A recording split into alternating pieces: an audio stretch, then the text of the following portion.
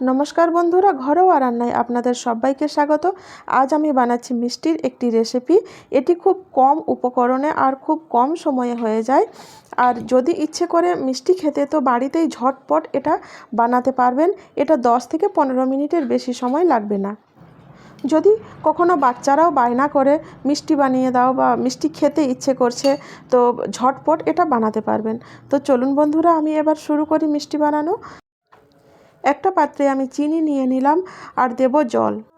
এরপর চিনি আর জল মেশানো যে মিশ্রণটা সেটা আমি গ্যাসের উনুনে বসিয়ে দিলাম। এটাকে একটু ফুটতে দিতে হবে। আমি কিন্তু চিনির সিরা বানাচ্ছি না, জাস্ট চিনির জল। বন্ধুরা, চিনির জলটা ঠান্ডা হয়ে গেছে। আমি এখন একটু ফুড কালার দিলাম। আপনারা যেরকম কালার পছন্দ সেরকম দেবেন। আমি হলুদ কালারটাই দিলাম।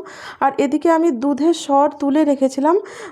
দুধের সরের মধ্যে আমি 1 চামচ যে শুকনো নারকেল পাউডার হয় না, সেটা দিলাম।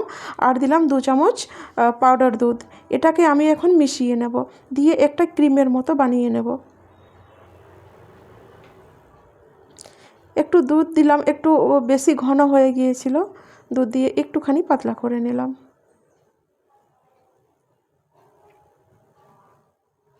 দিয়ে একটু লাল ফুড কালারও আমি গুলে নিলাম, এটা পরে কাজে লাগবে।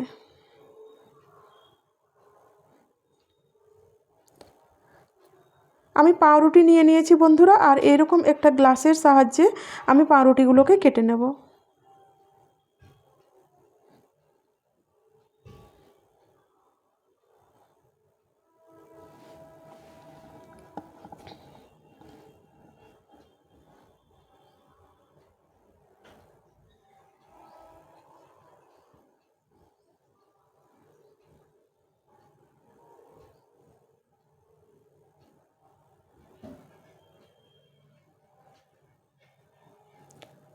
সবগুলোকে আমি কেটে নিয়েছি। এবারে যে চিনির জল আমি বানিয়ে রেখেছিলাম, পাউরুটিগুলোকে আমি ডুবিয়ে আর তুলে নেব। আর আলতো হাতে এরকম একটু চাপ দিয়ে যে জলটা থাকবে সেটা বের করে নেব।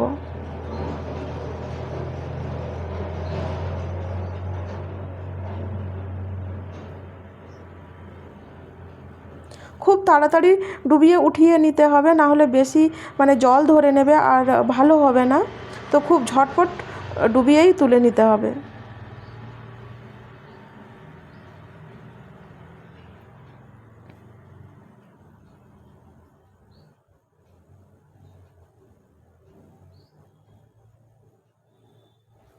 এরপর আমি যে ক্রিমটা বানিয়ে রেখেছিলাম এর ওপরে লাগিয়ে দেব।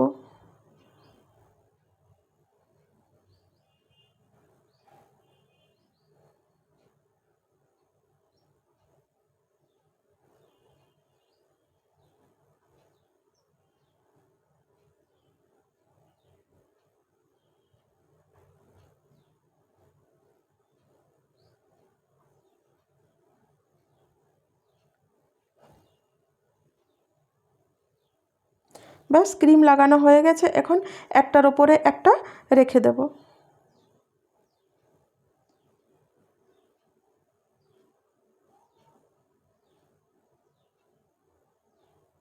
দিয়ে যে শুকনো পাউডার নারকেল হয় না, ওইগুলোতে আমি এইভাবে কোট করে নেব।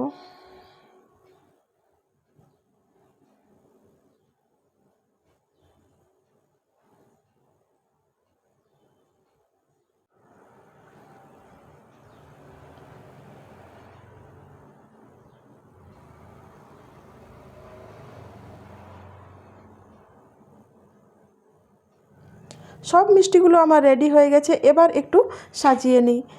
যে লাল ফুড কালারটা আমি গুলে রেখেছিলাম, একটুখানি ওপরে ওপরে লাগিয়ে দিচ্ছি যাতে করে দেখতে সুন্দর লাগে।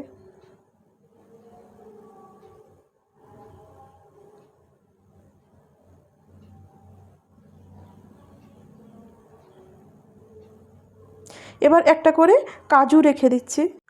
কাজু রাখতে পারেন, একটা করে চেরি রেখে দিতে পারেন, বা ড্রাই ফ্রুটস কুচো কুচো করে রেখে দিতে পারেন। সাজানোটা যে যার নিজের ব্যাপার, যেরকম পছন্দ আপনারা সাজিয়ে নেবেন। আমি এই যে টুকরো করে ছোট ছোট করে কেটে রেখেছিলাম চেরি, সেগুলো দিয়ে দিচ্ছি। আর দেখুন এখন কত সুন্দর লাগছে দেখতে। ভীষণ সুন্দর এই মিষ্টিটা খেতে লাগে, ঝটপট 10 থেকে 15 মিনিটের বেশি সময় লাগবে না। ফ্রিজে যদি একটু ঠান্ডা করে খাওয়া হয় তো আরও বেশি ভালো লাগছে। আমি তো এটা রাত্রে বানিয়েছিলাম আর সকালে খেয়েছি, দিয়ে খুব সুন্দর লেগেছে। রাত্রেও একটুখানি খেয়েছিলাম, সকালের খাওয়াটা আমার বেশি ভালো লাগলো।